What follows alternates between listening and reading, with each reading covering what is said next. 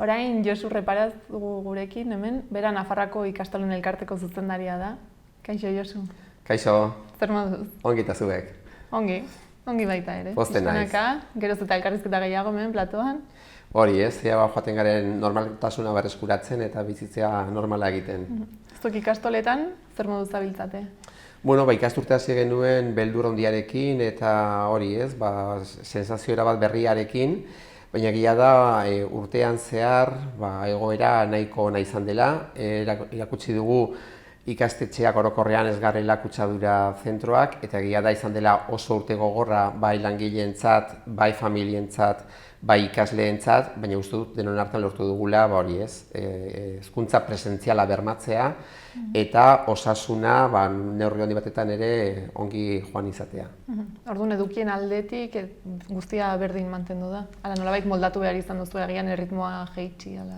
Bueno, bai gertatu da, urtean zehar egon direla tarteka gela konfinatuak, horrek sortu ditu erritmoan aldaketak, zenbait ikasle egon dira ere konfinatuta bere etxeetan, familian eta kasuak egon direlako, eta orduan bai egin behar izan dira egokitzapen handiak, noski ez da mantendu urteoroko ritmo uniforme hori. Eta orain hurrengo ikasturtera begira? Bueno, oraintxe gaude oraindik ere zalantzaz beteta, hezkuntza departamentuak bai atera ditu ja zenbait berri hurrengo ikasturterako, mantenduko dira aurten bezala 20tik gorako ikasle kopuruetan bikoizketak egingo dira geletan, adibidez haur hezkuntzan, egongo dira pertsona osagarriak ere lehen hezkuntzan eta DBH-en, baina adibidez ordutegiari dagokionez oraindik ez dago erabaki garbi bat. Bai izan da nahiko orokorra, bai familien ordezkariek, bai titularrek, bai hainbat erakundek eskatzen dutela orain arteko egon den ordutegi zatitua, goiz eta arratsaldez mantentzea, baina gobernuak ez du oraindik erabaki bat hartu, eta erabaki hori omen dago COVID-aren bilakaeraren menpe. Orduan ez da jakingo, oraindik zein izango den hurrengo ikasturterako ordutegia. Orduan zuek hurrengo ikasturtea prestatzerako orduan nola zabiltzate? Pixkat aukera desberdinak baloratzen? Bai, hori da, igaz ikasturtea horrela hasi genuen eta aurten ere berdintsu, ez dakigulako azkenean lanaldi trinkoa izango den horrek dakartzan ondorioekin, ez? Bai jantokiaren antolaketa, bai garraioaren antolaketa eta bar. Orduan, egin behar dira bi eszenatoki, bata normaltasuna bueltatu ez gero, goiz eta arratsaldez zeukaten ikastetxeek, ikastolek ordutegi mantendu behar badute hori da bat, eta derrigorrez hezkuntza zerbitzu horrela aholkatzen dutelako trinkoa izan behar bada, antolaketa erabat berria egin behar da. Eta orain, datorren astean, okerez banago, hasten da aurrematrikulazio epea. Zeintzuk dira epe horiek? Bai, aurten inoiz baino beranduago, maiatzaren 17an hasiko da, eta maiatzaren 21ean bukatuko da. Aste horretan izango da haur eta lehen hezkuntzako aurrematrikula data. Eta hurrengo astean, 24ko aste horretan, izango da bigarren hezkuntzako aurreinskripzio data, bai. Eta, zuk zergatik komendatuko zenuke ikastoletan egitea aurrematrikula hau? Bueno, egia da gure ereduarekin hor gaudenok, bai familiak, bai langileak pozik gaudela. Gure izaera kooperatibistak ematen digu margen handi bat gobernuek eskatzen dituzten hainbat gauza, ez? Adibidez, ordutegia betetzea edo kurrikuluma betetzea, hortik haratago goaz eta badugu aukera, izaera kooperatibo horri esker, programa berriak, bereizgarriak izateko ikastoletan, ez? Eta biz horren ondorio dira, jarri ditugun hainbat eta bai proiektu azkeneko urteetan, adibidez, jazarpenaren kontrako proiektua, Kiba izenekoa oso emaitza onak ematen ari dena, bada horietako bat, ez? Ikastolek duten autonomia mundu horretan, eta familie daukaten gaitasuna baita ere, beraien seme-alabentzat nahi duten heziketa aukeratzeko, hortik sortzen dira hainbat eta hainbat proiektu. Ikastolak sortu zirenetik izan dira, nik uste dut, aintzindariak, eta izan dira beti hori, ez? Aurrera begira jarri direnak beti, bere garaian izan ziren lehenengoak apostua egiten euskara izan zedin hezkuntzako hizkuntza nagusia, horretan sartu ziren buru belarri, orduan hasi ziren esperimentatzen hain ezaguna den inmersio programak, izan ziren aintzindariak ere beste hizkuntza berri batzuk sartzen hezkuntza sisteman, eta hainbat mundu berri arakatu dituzte urte hauetan zehar. Eta adibidez, jakiteko, ze programa lantzen dituzuen, nola egin daiteke? Nonbait duzuen informazio hori eskuragarri, ala zuen gana jo daiteke moduren batean? Bai, alde batetik dago ikastolen elkarteko web orria, bertan informazio asko aurkitu daiteke, eta gero norberak, familia bakoitzak, aukeratuko lukeen ikastolaren arabera badu aukera ere sartzeko bere web orrietan, edo agian egokiena dena da bertara deitu, ikastolara deitu, eta ezagutzea lehenengo eskutik ikastolan bertan zeintzuk diren ikastolaren zerbitzuak, zeintzuk diren ikastolaren planteamendu metodologikoak, zeintzuk diren ikastola dituen elementu bereizgarriak. Uste du familientzat beti dela momentu oso garrantzitsua aukeratzea bere seme-alabentzat horren beste urtetan ikastetxea izango dena, horrek uste dut ongi pentsatu behar dela, ikusi behar direla aukera desberdinak, horregatik uste dut aukera ezin hobea dela ikastola bertara joan, hitzordu bat eskatu,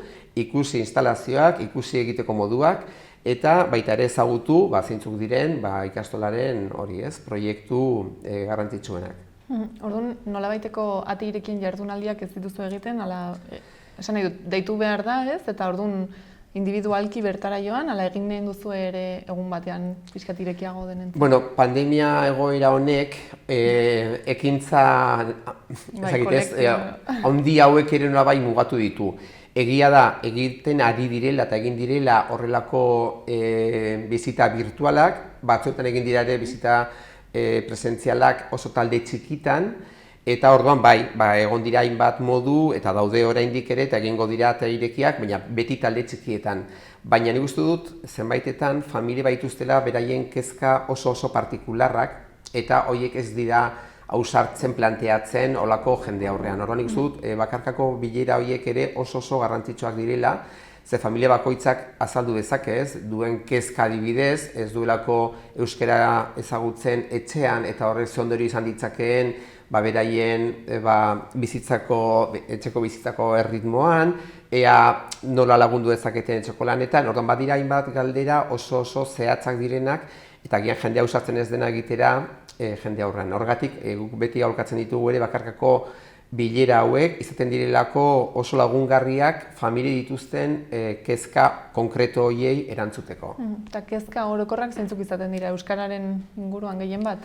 Bai, aukeratzen dutenean ikastola bezalako eredu bat, zenbaitetan familiek ikastolako hizkuntza izango den hori ezagutu gabe horre bai eragiten die kezka puntu bat, nola lagunduko dioten umeari etxean etxeko lanetan, ea horrek sortuko duen gero horrelako ezintasunen bat, horbako gaiak dira oso arruntak, egia da, 50 urtetik gorako esperientziaren ondoren garbi dagoela hori.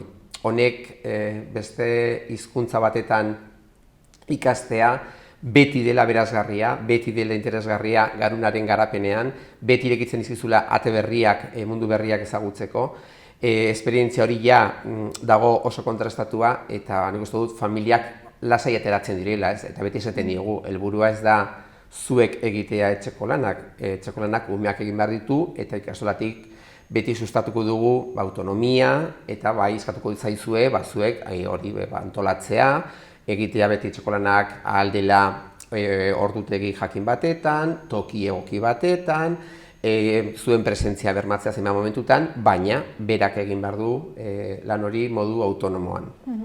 Bestalde, ikastolak ez dira bakarrik ikasgela barruan gertatzen den hori, ezakit nola esan, hezkuntza bezala ezagutzen dugun hori, baizik eta haratago doa nola baitez, kultura aldetik eta aipatzen duzun hori uste dut oso garrantzitsua dela eta hori izan da ikastolen elementu bereizgarri bat.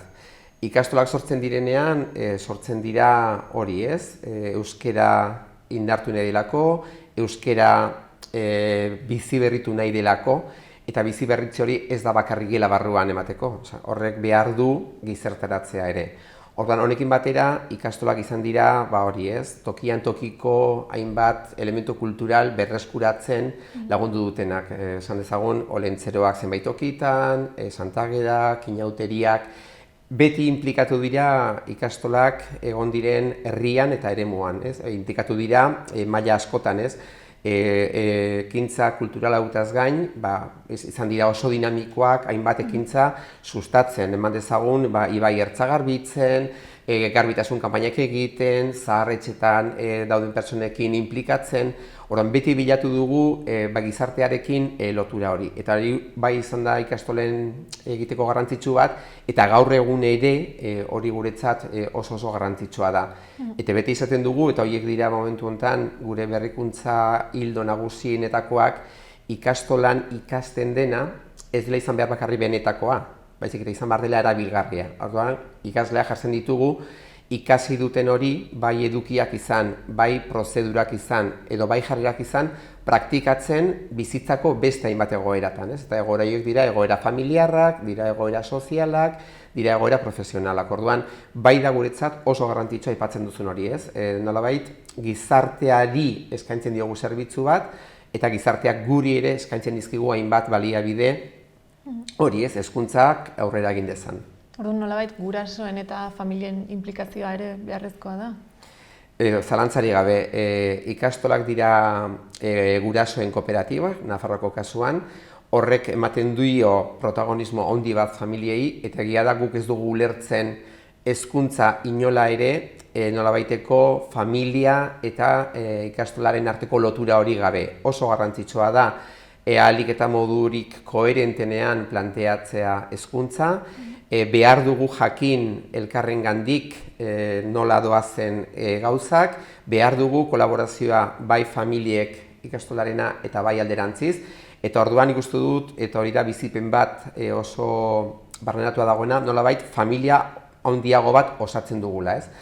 Eta ikastoletako familiei galdetzen zaienean beraien satisfazioa nolakoa den ikastolarekiko, hori izaten da zuzen ere asko baloratzen duten zerbait, ez? Elkarlan hori, elkarrekin aritze hori, informazioa etengabe izatea bi aldeetakoa, eta horrek sortzen du ere nolabaiteko konfidantza ikasleengan, ez? Konfiantza ikusten dutelako bai gurasoak eta bai irakasleak eta beste langileak elkarrekin ari direla proiektu batetan.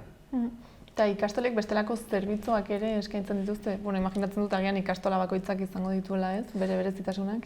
Bai, egia da, kooperatibista izaera horrek, bai, egin duela, gotea beti, familien beharrak identifikatzen eta familien beharroi erantzun nahi izaten, ez? Horrela sortu ziren, jantokiak, garraioak, horrela sortu ziren baita ere, goizetan ikastola hasi orduko aurretik dauden zerbitzu ordu horiek, ez? Deitzen diogunak, ez? Harrera gela edo zerbitzu goiztiarra, horrela sortu ziren eskolaz kanpoko hainbat eta hainbat ekintza momentu desberdinetan, bai eguerdietan eta bai klase ondoren, horrela sortu dira ikasleak tarteak dituztenean hor ikasiala izateko aukera izatea ikastolan bertan, egia da, joan garela beti aberazten, beti ere familien behar horiei egokitzeko helburuarekin.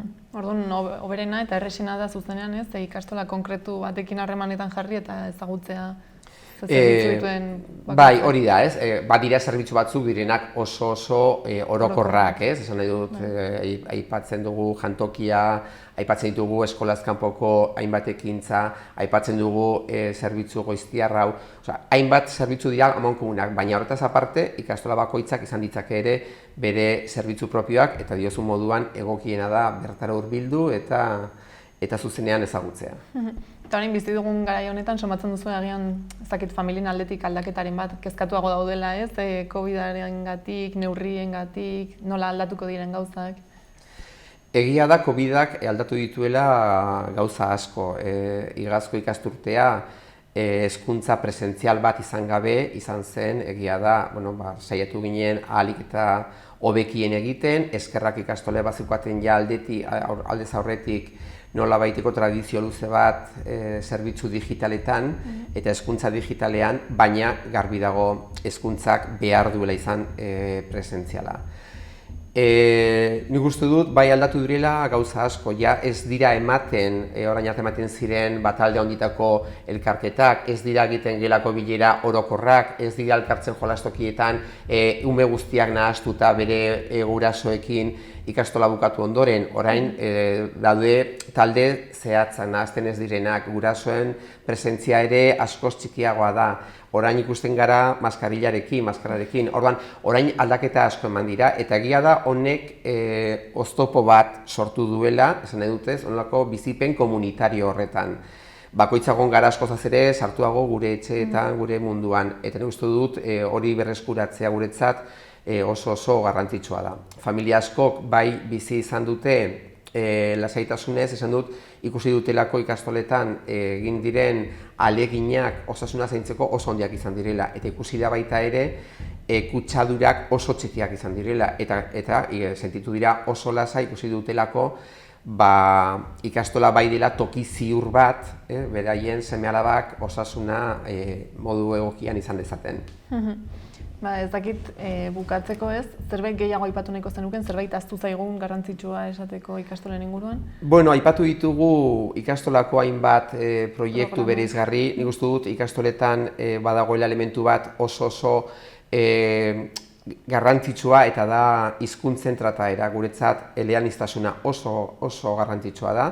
Nahi ditugu ikasleak hemengo hizkuntzan, hemengo kulturan eziak, hemengo hizkuntza eta kultura maiteko dutenak, baina nahi ditugu ikasleak baita ere mundura irekiak, ez? Eta mundura irekitze horretan hizkuntzak oso garrantzitsuak dira, bai inglesa, bai frantsesa, zenbaitetan baita ere alemana, eta beti gure helburua da ez ikasleak izatea biltegi bat gramatikala edo hiztegiari dagokiena, nahi ditugu ikasleak hizkuntza horretan komunikatuko direnak. Orduan, ikastoletan egiten den ahalegina hizkuntza batetan ikasten dena bestean aprobetxatzen garrantzitsua da, hizkuntzen arteko koordinazioa garrantzitsua da, eta horregatik bete esaten dugu garela euskaran ardaztutako eredu eleanitz bat. Primeran, mila esker guztionen berri emategatik. Mila esker zuei. Hurrengo astetik aurrera aurre matrikulazioa. Hori da. Oso ondo, eskerrik asko. Zuri.